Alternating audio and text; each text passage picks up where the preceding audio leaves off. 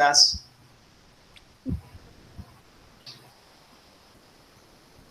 Hola, Mauro. ¿Todo bien? Juan Camilo. Hola, profe. Hola, profe, ¿cómo ha pasado? Muy bien, gracias a Dios, sí, señor. Bueno, 2 en puntico. Ustedes saben que estos 40 minutos a veces no alcanzan para mucha cosa. Igual ya conmigo 7 personas. Bueno, ahorita se unió Silvana. Vamos a comenzar entonces para complementar lo que ya habíamos iniciado en la semana de febrero, en la semana anterior. En ese momento, pues nosotros estábamos trabajando o recordando más bien las características generales de los gases. Ya ustedes resolvieron la primera actividad, ya se las califiqué, ya usted sabe sus 3 notas. No las he subido a la plataforma porque precisamente hay unos inconvenientes con el nombre de algunos estudiantes, no de 11, sino sobre todo de grado 10 hacia abajo, en donde aparecen unos listados que no corresponden. Entonces, se están esas ediciones. Una vez ya eso se supere, les empiezo a subir las notas que les envío a la plataforma, ¿verdad?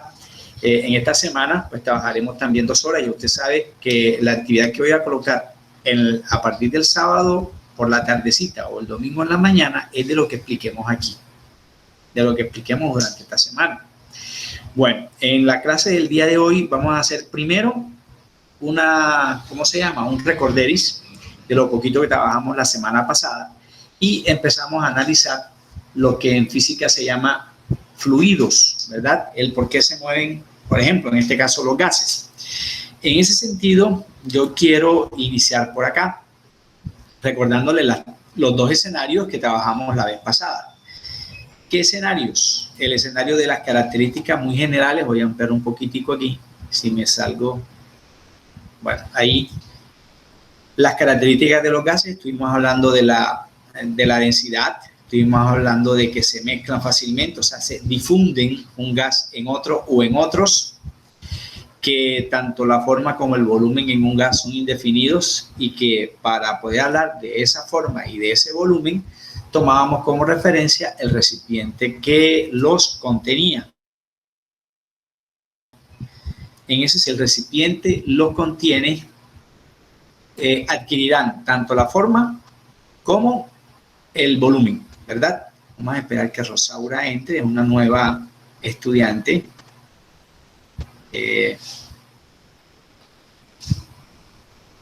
Rosaura, buenas tardes y bienvenida. ¿Cómo estás? Hola, profe, bien, gracias. ¿Y usted? Muy bien, gracias a Dios, Rosaura. Te voy a agradecer algo, Rosaura. Me envías a mi WhatsApp, si te tiene correo en Gmail, me lo envía para poderla anexar al calendario y que usted no tenga necesidad de estar solicitando el permiso para ingresar a la clase, sino que desde su calendario lo pueda hacer. ¿Oyó? Bien, entonces en este sentido decíamos nosotros, si el volumen y la forma no son definidos, entonces vamos a mostrar, esta gráfica que analizábamos bastante. La forma de este recipiente es muy distinta a la forma del recipiente. Sin embargo, en algo se parecen. Contienen un volumen indefinido, por ejemplo, de gases, pero que al salir, fíjate que al salir, este aire terminará mezclándose con la atmósfera y desaparecerá de nuestra vista, lo que sucedía acá, explicábamos también. Una vez este humo salga a la atmósfera, precisamente se combina y es lo que ocasiona a grandes rasgos el gran problema ambiental que de pronto se puede estar hablando en estos momentos, que es la contaminación ambiental, y que no significa que en el lugar en donde ocurra esto es el único afectado, porque a dónde nos llega la atmósfera terrestre, o lo que sucede con el humo de un cigarrillo, por ejemplo, que genera la combustión en un cigarrillo. Entonces, cuando decimos que no tiene ni forma ni volumen, es precisamente por eso. El espacio que hay entre sus partículas es muy grande, por lo tanto, Por lo tanto, su volumen específico es prácticamente que despreciable. Entonces, si aquí me dicen, por ejemplo, en este desodorante, en este splash, me dicen que hay 300 centímetros cúbicos, entonces 300 centímetros cúbicos existirá aquí de gas. En este caso, pues el sistema está cerrado, pero una vez lo activemos, lo explicábamos la vez pasada, que hagamos presión sobre el émbolo, esa fuerza se extiende a través de la manguerita que tiene menos calibre y ejerce la fuerza sobre el líquido y ese líquido termina saliendo, ¿verdad? O lo que sucede aquí con el calentamiento que decíamos. Por eso, dentro de las características principales de los gases, nosotros nos centramos muchísimo la vez pasada en mencionar esto, del volumen y de la forma que son indefinidos y obviamente de las densidades. Toda densidad en un gas es menor que en un líquido. Pero si esas características van de acuerdo con las propiedades y que las vamos a empezar a trabajar a partir de hoy ya con un valor específico, hablábamos de volumen,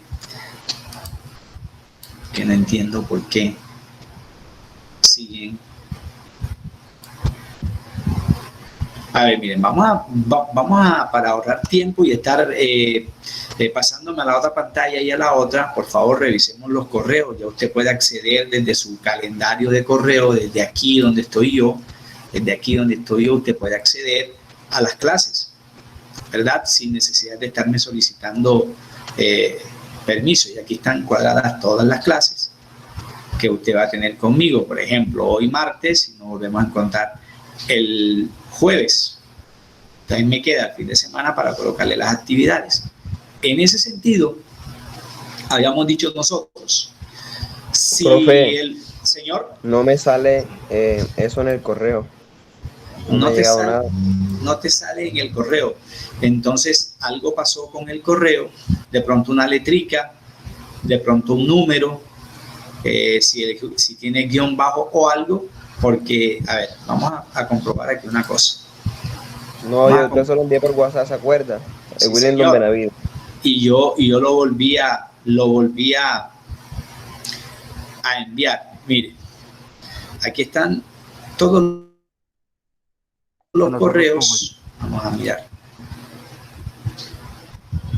Todos los correos, aquí están, mírenlos, a los que yo envié la invitación: Burgos Valentina, Ed Vallejo Rodríguez, Gustavo Tobar, José, Juan Camilo, Juan Pablo, Julie, y el suyo, mírelo aquí, Willington Benavides o @gmail.com. Es cero, profe. ¿Sí ve? Es cero.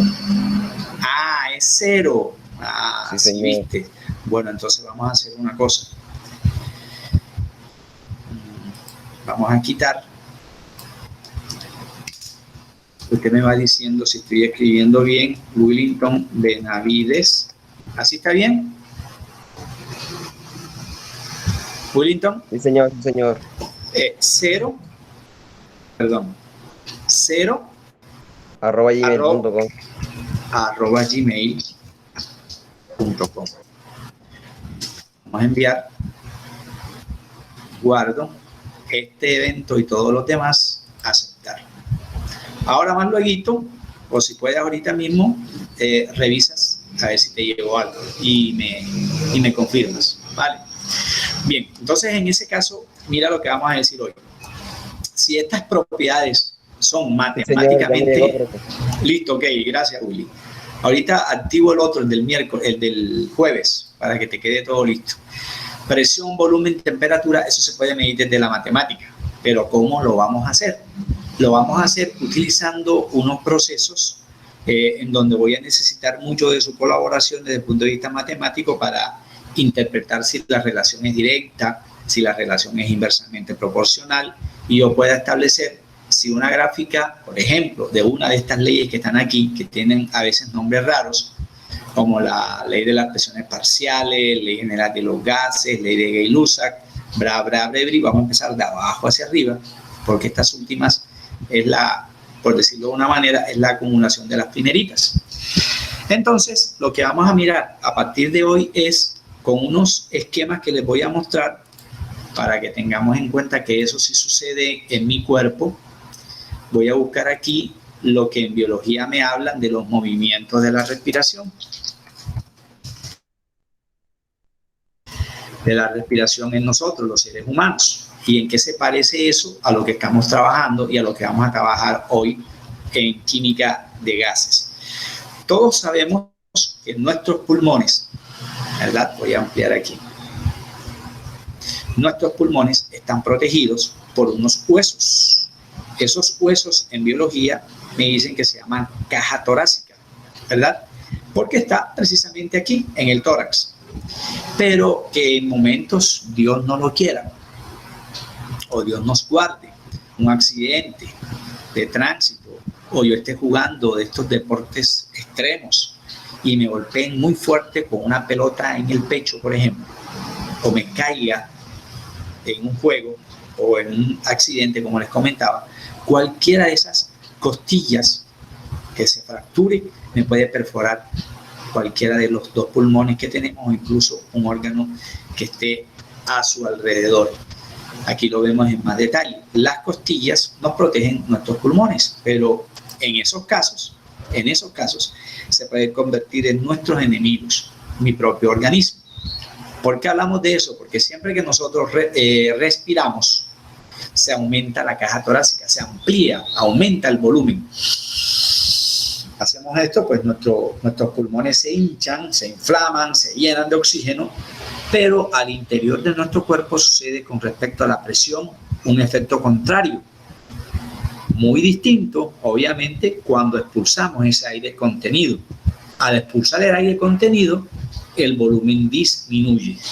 Eso sucede segundo a segundo desde que estamos por allá en la barriguita de mamá, y demorará hasta cuando tengamos el último respiro de vida en este planeta. Hasta allí demora eso. Y se cumple siempre una ley de los gases. Primer ejemplo. Segundo ejemplo. Vamos a buscar aquí, aprovechando que tenemos internet, vamos a buscar sistema de frenos. ¿O no? Vamos a buscar aquí jeringas, porque está de moda ahorita, jeringas hipodérmicas, por la cuestión del virus, ¿cierto? Aquí vemos de diferentes colores, de diferentes tamaños, de diferentes volúmenes, ¿verdad? Algunas muy gruesas, otras muy delgaditas, una cuya aguja es bastante corta, otras cuyas agujas son muy largas, que es lo que de pronto nos da miedo al irnos a vacunar. Y aquí vemos una en mayor detalle. Estas cositas que vemos aquí es la medición de la capacidad volumétrica. Por ejemplo, esta mide 5 centímetros cúbicos. 5 centímetros cúbicos. Pero al detalle, vamos a mirar si una de estas, bueno, estas nos lo muestran, se parecen en que todas finalizan en un caucho negro. ¿Sí ves? Esto que estoy mostrándoles aquí con el cursor. Ese caucho negro funciona como un pistón. Ese pistón va de la mano con esta perilla. Y esa perilla simula, alguien está solicitando ingresar. Esa perilla simula el émbolo del que vamos a empezar a hablar en el día de hoy. Las hermanitas Cabrera, ¿ustedes revisaron su correo? Porfa. A mí no me ha llegado nada. ¿No te ha llegado nada? Bueno, de pronto puede pasar como Willington, tenía un error. Por favor, ¿me regalas nuevamente tu correo al WhatsApp para yo poder actualizar esto, porfa? Okay, bien. yo te lo mando. Listo, te agradecería muchísimo. Entonces, ¿qué vamos a trabajar? Mira que la figura es bastante clara. Esta perilla es el émbolo. Sobre esto es que el médico o la enfermera hace fuerza para que el líquido que esté aquí dentro pues pueda salir. Mientras más fuerza haga el médico o la enfermera, mientras más fuerza haga para empujar ese émbolo, pues el líquido va a salir con más facilidad. Pero ¿qué sucede? Sucede que a medida que se hace más fuerza sobre el émbolo, el volumen va a disminuir. Cuando el médico o la enfermera ala el émbolo, el volumen aumenta. O sea, si él disminuye la fuerza, el volumen aumenta. Si yo inspiro, aumenta el volumen, la caja torácica, los pulmones se llenan de aire, pero la presión interna disminuye. Cuando hago lo contrario, saco ese montón de aire, la presión va a aumentar. Por eso cuando nos estamos viendo un partido de fútbol por allá de Europa, y en la época en donde haga mucho frío allá, época de octubre, noviembre, diciembre, vemos que los jugadores al hablar se les sale ese, dice uno, el vapor. No, no es el vapor, no sale vapor. Es que el aire que viene de adentro viene con una temperatura alta. Y afuera, como está haciendo una temperatura baja, logra condensarse. Entonces yo alcanzo a ver hasta dónde llega ese vapor, pero luego ya no lo observo. Claro, porque ese dióxido de carbono se combina con el que está presente en la atmósfera. A eso le llamábamos difusibilidad o difusibilidad, perdón. En ese sentido, vemos nosotros que si esto se aplica en los pulmones, si esto se aplica en una ampolleta como esta, y seguimos buscando, por ejemplo, sistemas de frenos en un carro o en una bicicleta. Si yo voy manejando una bicicleta, voy bajando una loma y aplico los frenos fuerte, presiono los dos frenos que están en cada uno dice uno aquí en la sabana, de los cachos de la bicicleta o de la moto, pues la física me dice que si yo freno de una, yo sigo hacia adelante por la ley de la inercia, ¿verdad? Porque las dos llantas van a cesar su movimiento. En un vehículo sucede exactamente lo mismo. En un carro. Fíjate que ese sistema de frenos funciona también con unas mangueras. Y aquí uno utilizará un líquido especial. Cuando pisamos el freno, aumento presión sobre esa palanca. Presiono. Pero si yo presiono de una manera grotesca, rápida, fuerte, pues si este carro viene en movimiento, pues voy a dar, como dice uno popularmente, voy a dar botes, hago que el carro de bote, o sea, de vueltas, y voy a ocasionar un grave accidente. Pero el sistema de freno también funciona con esa propiedad de los gases. ¿Cuál? La que vamos a empezar a trabajar en el día de hoy. Ya ustedes tienen en sus correos este archivo de la pizarra y también lo tienes en el chat de la reunión. Vamos a empezar hablando de esto, de leyes gaseosas. ¿Qué comportamiento me gobierna el movimiento de un gas? Varias. Y voy a empezar por una sencilla. Leyes en gases. La primera ley, o una de esas primeras leyes, fue ideada por dos señores. Un señor de apellido Boyle y otro señor de apellido de la primerita y otro señor de apellido Marriott. Se dieron cuenta no solamente lo de las jeringas, no solamente lo de nuestros pulmones, no solamente lo del sistema de frenos, sino se dieron cuenta que siempre funcionaba de la misma forma. Por eso hablamos de una ley. La ley siempre se cumple. Claro, si hay una condición.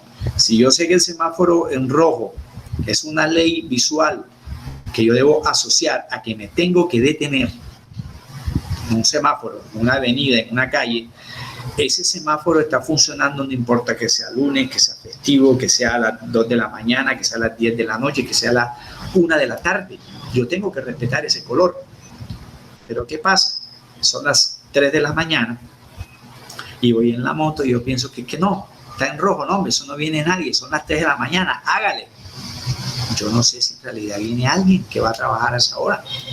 Y ya, desconociendo esa ley visual, estoy ocasionando un gran problema.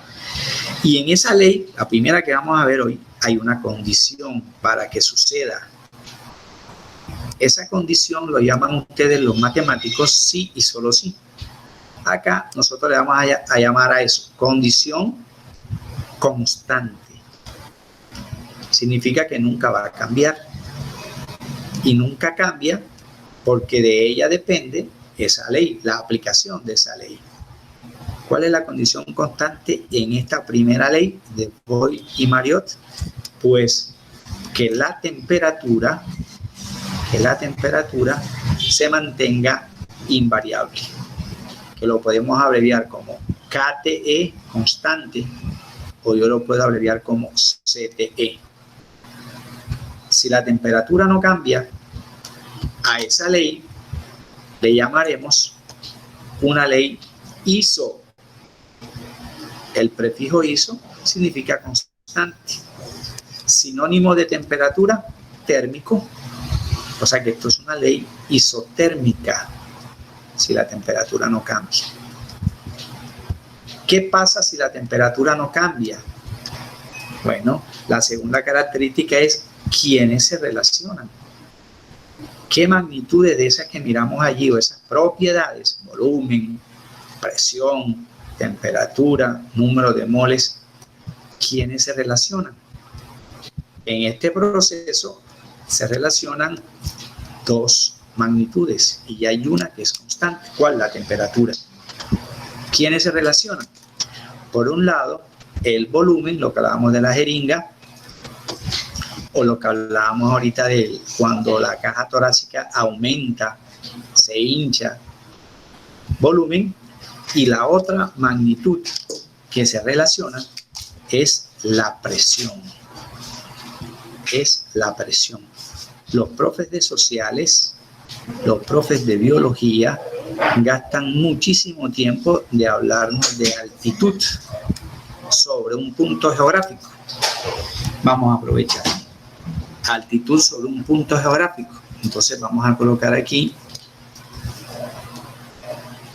lo que llaman los profes de biología los biomas y la altura.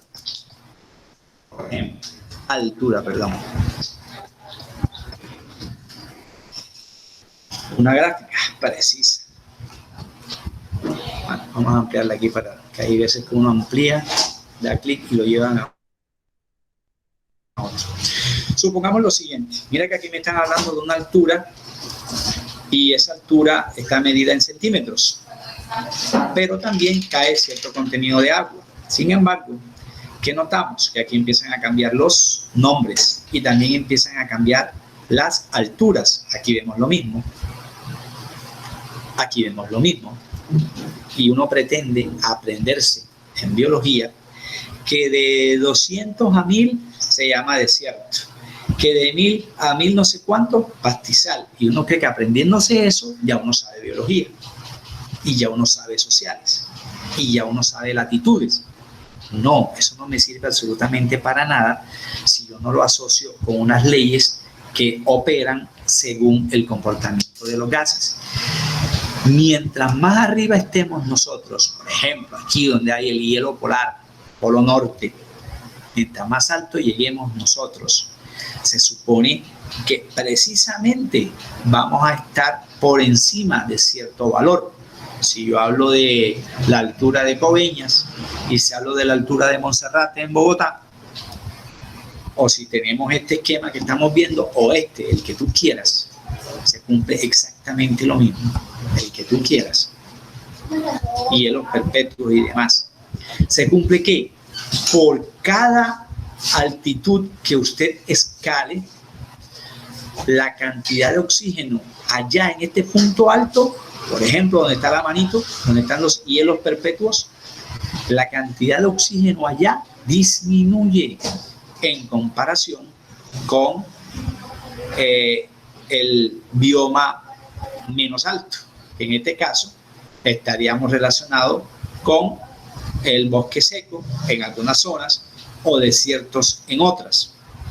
Hay menos oxígeno aquí arriba que aquí abajo. Razón: toda la presión atmosférica que cae aquí, todos esos metros que hay de altura, todos esos metros que hay de altura según cierta posición, me van a afectar no solamente en qué tipo de plantas habitan allí o qué tipo de animales podemos encontrar en los hielos perpetuos a comparación de un desierto, porque en el desierto vegetación es casi nula y en el polo norte pues la vegetación también es mínima.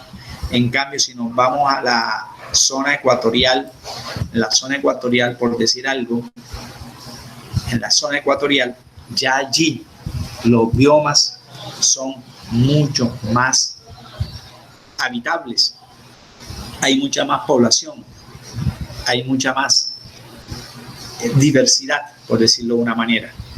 Entonces, en biología nos enseñan que según la altura sobre el nivel del mar, así será la flora y la fauna. ¿Qué tiene que ver eso con la primera ley que estamos viendo? Muchísimo. Por lo siguiente, resulta que a mayor volumen, menos presión.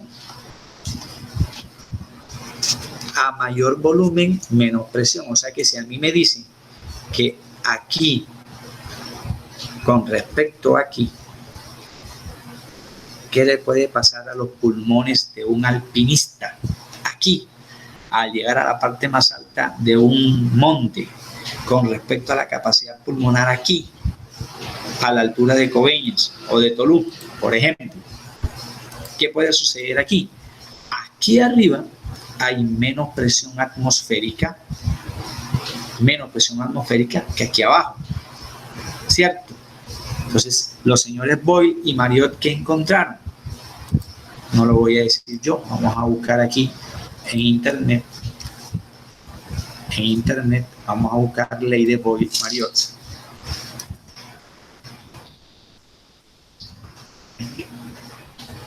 Según la matemática, existe la relación inversa y directamente proporcional. Vamos a hacer clic aquí. No voy a ampliar porque aquí me lleva a otra página y perdemos tiempo. Quiero que observen lo siguiente. Según matemáticas, esta gráfica que observamos a la derecha, en donde me relacionan volumen con presión, la gráfica que me va a dar es una gráfica inversamente proporcional. Solo miremos esta gráfica. Ahora vamos a mirar el esquema, bastante ilustrativo. Al detallar observo que el volumen máximo es de 6, puede ser litros, y que la pesa mínima son 2, que son las verdes. Aquí no hay entrada de más masa. Fíjate que esto aquí está cerrado. Aquí, mírenlo. Aquí hay cerrado. Y la temperatura se mantuvo constante. No aumentó de 300. Supongamos 301 grado Kelvin. No aumentó ni disminuyó. Pero ¿qué observo? Que a mayor número de fuerza, o sea, mientras más fuerza le hago yo a este émbolo, la perillita blanca de la jeringa hipodérmica que mostramos ahorita, si yo empujo esa perilla con más fuerza, voy a lograr que el volumen disminuya. Mira que la amplitud llega hasta 5, si no estoy mal. 5. Al aumentar la presión, el volumen va a disminuir. ¿Sí ves? Que el volumen pasa de 5 a 2. ¿Cuándo llega a 5? Cuando la presión es 1. Mire, llega a 5 cuando la presión es 1. Llega a 2 cuando la presión aumentó a casi 2. O sea, a mayor presión, menos volumen. O al revés, a menor presión, más volumen. Por eso, al graficar este tipo de relación, encontramos que la relación es inversamente proporcional. O sea, este gráfico nos ayuda mucho porque voy a resumir esto de la siguiente forma.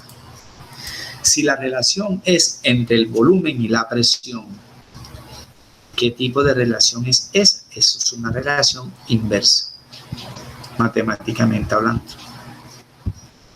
Inversa. Mientras más fuerza, el recipiente disminuye su capacidad del volumen, ¿verdad? Es inversa. Matemáticamente, ¿cómo podemos relacionar nosotros eso? Bueno, hablemos de una fórmula matemática. Esa fórmula en matemática está organizada de la siguiente manera. Si yo comparo volumen con respecto a la presión. Y mirando nuevamente el esquemita este que mostramos, a mayor volumen, menos presión. O al revés, a mayor presión, menos volumen. La gráfica me va a dar una línea, o puede ser una curva opuesta al punto de origen, o puede ser una línea opuesta al punto de origen. Pero mira dónde me grafican presión. Si yo no hago nada, si yo no aumento presión, el volumen no le sucede nada. O sea que el volumen es dependiente de la presión.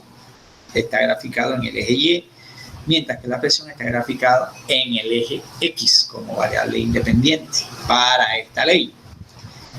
¿Cómo escribimos eso en matemáticas? Una relación inversamente proporcional. La escribimos con ese signo que de pronto en cálculo significa límite, pero acá en química significa una relación inversamente proporcional.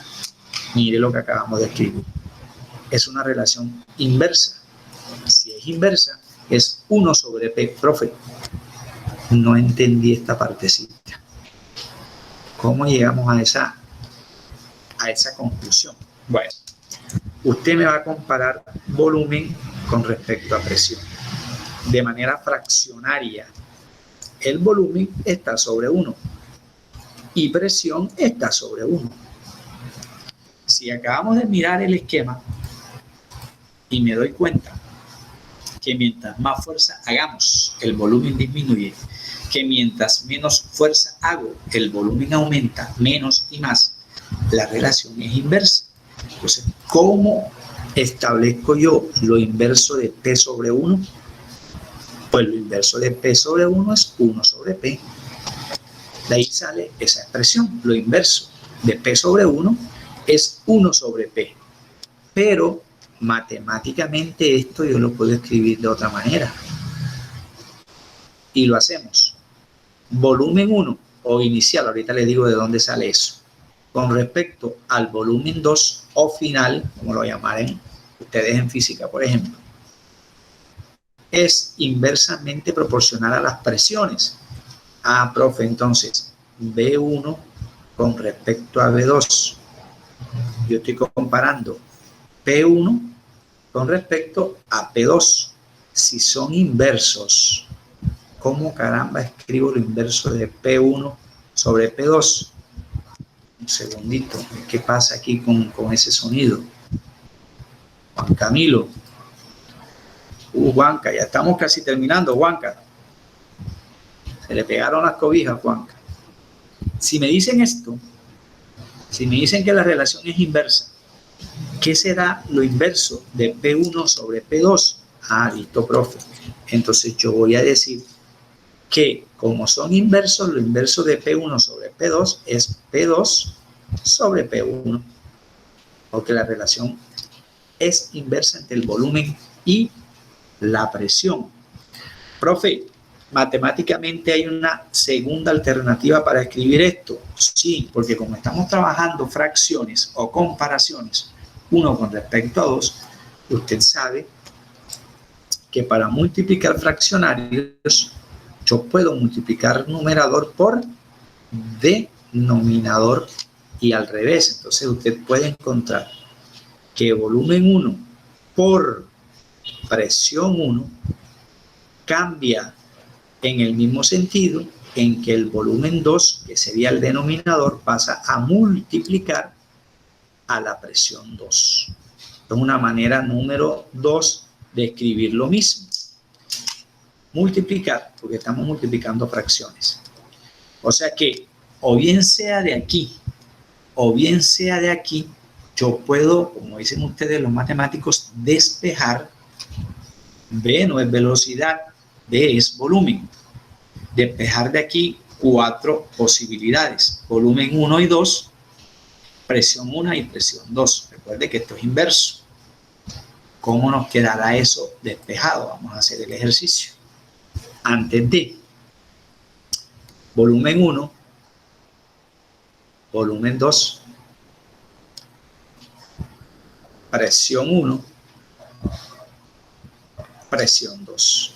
Como yo eso no me lo sé de memoria porque no es necesario, simplemente lo que debo entender es cómo es la relación proporcional Además, yo eso te lo voy a dar en los talleres, las fórmulas, usted verá cuál utiliza. Listo, si yo quiero despejar volumen 1, miro matemáticamente que presión 1 la está multiplicando. Entonces, profe, va a pasar para acá a dividir. ¿Cierto? Pasará para acá, para este término, a dividir. Entonces nos quedaría volumen 1 a volumen 2 por presión 2 ¿sobre quién? Presión 1. Miren, me queda esto igual. Volumen 2 por presión 2 sobre presión 1. Si nos piden hallar presión 2, volumen 2 que multiplica, pues pasará para acá a dividir. Pero como me están pidiendo volumen 2 va a ser igual. Volumen 1 por presión 1 por sobre presión 2. Vamos a ver si es verdad. Regresemos en un momentico. Volumen 2, mire, presión 2 multiplica, pasa para acá a dividir, porque habíamos dicho aquí. Volumen 1, presión 1 sobre presión 2. Si nos pidiesen presión 1, usted matemáticamente lo puede resolver de aquí, lo puede resolver desde aquí o lo puede resolver desde acá, donde quieras. ¿Qué hace volumen 1 a la presión 1? Lo multiplica, pasará para acá nuevamente a dividir. Si nos piden presión 1, ¿verdad? Entonces, en ese caso, debería ser igual a volumen final por, me quiere coger este punto, por presión final sobre ¿quién? Volumen 1. Y volumen 1 multiplica, pasa para acá a dividir.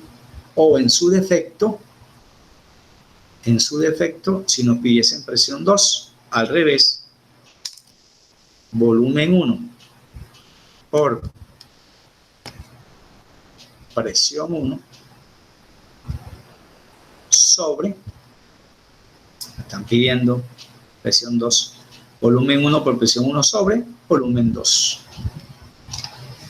Volumen 2. Matemáticamente aquí no hay mucha cosa que patalear, porque usted va a decirme, si me piden en volumen, pues las unidades de las presiones deben estar iguales para poderlas cancelar y me quedan unidades de litros, ya sea el 1 o el 2. Si me piden presión, los volúmenes en unidades tienen que ser iguales para poderlos cancelar.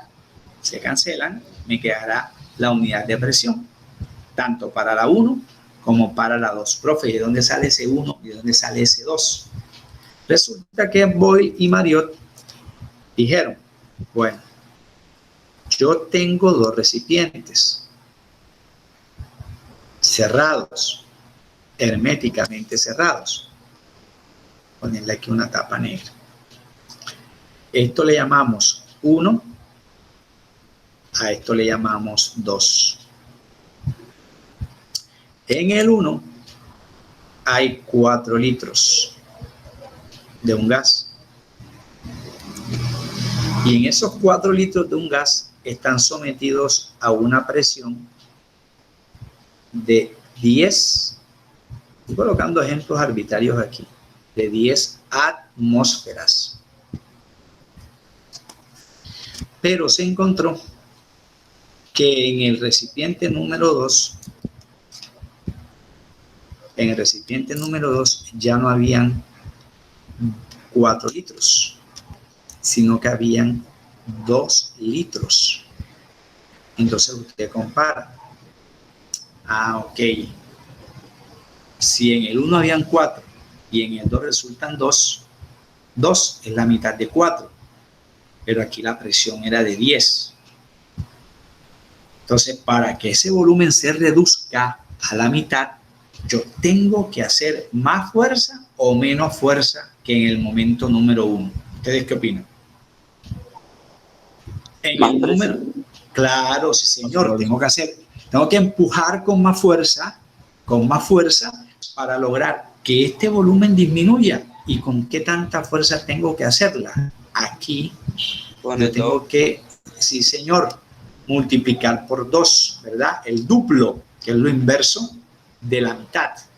20 ¿qué? Atmósferas. Entonces voy y comparaba momento 1 con momento 2.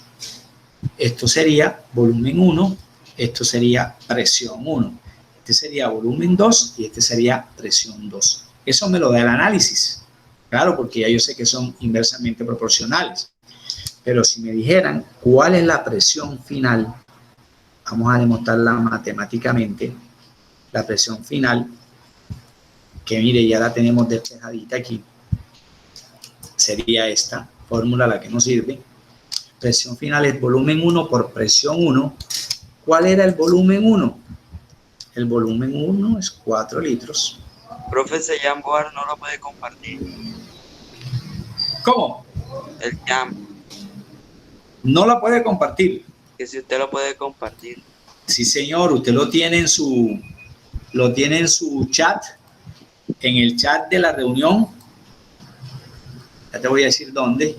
En el chat de la reunión hay un link azul y vamos a compartirlo nuevamente. Y también se los compartí como archivo adjunto de la reunión. ¿Dónde encuentran el archivo adjunto de la reunión? Aquí donde dice 11B Lenis vespertino. Le das clic allí, te vas a archivos adjuntos y allí también tienes el Jam, la pizarra donde estamos escribiendo. Ok, sí señor. Entonces, para terminar, porque sé que tienen clase, yo también tengo con otro curso. Presión 1 era 4 litros, falso profe, volumen 1. ¿Cuál es la presión 1? 10 atmósferas. 10 atmósferas. Sobre, voy a demostrar presión 2. Sobre volumen 2, ¿cuál es el volumen 2? 2 litros. Matemáticamente, usted sabe que litro que multiplica y litro que divide se cancelan. 4 por 10, 40. Entre 2 a 20. Bárbaro. No hay necesidad de hacer eso. Mi análisis me lo dice que la relación es inversamente proporcional. Entonces, ya sea desde el punto de vista matemático, si despejo, multiplico y cancelo, se acabó, o desde el punto de vista analítico, yo puedo llegar a la misma conclusión. ¿Sí ves? Ya me le robé 3 minuticos. Para la próxima clase vamos a seguir analizando no solamente otros ejercicios, sino una tabla y la gráfica respectiva, a ver si es verdad que la gráfica me dice lo que me estaba diciendo el esquema, que la gráfica siempre me va a dar así. Vamos a comprobar eso con unos ejercicios adicionales. Bueno, chicos, les agradezco muchísimo su tiempo. Que mi Dios me lo siga bendiciendo y cuídense, por favor. Gracias, no salgan de no ser necesario. Sí, señor. Nos vemos. Chao, profe, que se bien. Ok, igualmente. Chao, profe. Chao, chao. Chao. Ya, profe, muchas gracias.